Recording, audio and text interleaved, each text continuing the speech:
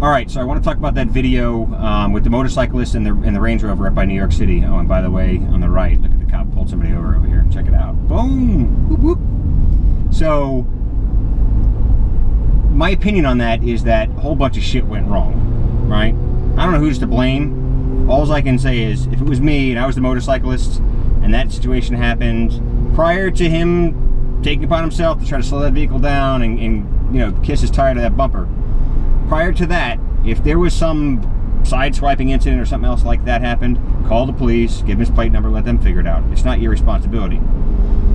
As far as the vehicle goes, and the driver of that vehicle, he's got a kid in the car, he's got a wife in the car, he's doing his own thing. I'm sure he wasn't trying to showboat in his Range Rover and, you know, do wheelies or drive around other vehicles, and, you know, I'm sure he's trying to adhere to the whatever rules and regulations are on the road. So, you know, it's a bizarre thing. So anyway, whatever occurred happened, and there was no reason for that motorcyclist to be in front of that Range Rover at the bumper and try to slow that Range Rover down. No reason, period.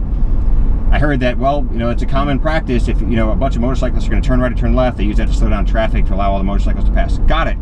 Look on the video. There's no right turn, no left turn, nothing like that's about to happen, so that's bullshit.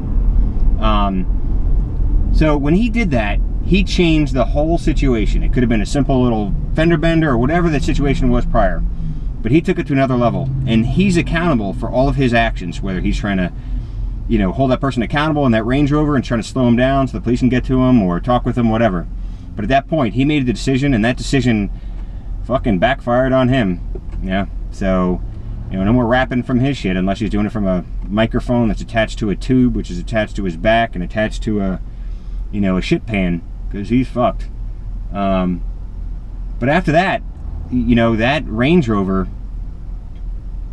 put yourself in his shoes. If he's sitting there and it's now surrounded, he's probably got somebody underneath his vehicle. He can't just get out and do it because there's people all around him, people yelling and screaming, whether it's move forward, back up, you motherfucker, whatever it may be.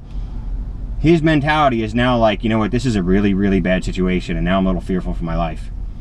So he made a decision. You know what? I'm sure his wife was probably yelling and screaming, and his kid screaming, everything else like that. So he made a decision, just like the other guy made a decision, you know, to try to slow him down. But he ran over those people, and you know what? So be it. Call the cops, figure out a way to stop someplace and work it out.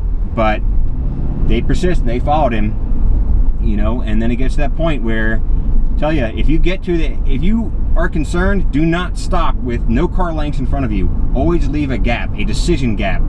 That gives you the opportunity to go left, right, whatever. If it was me, I would have put it in reverse at that point and just drove right through all of them once again. Saved my life.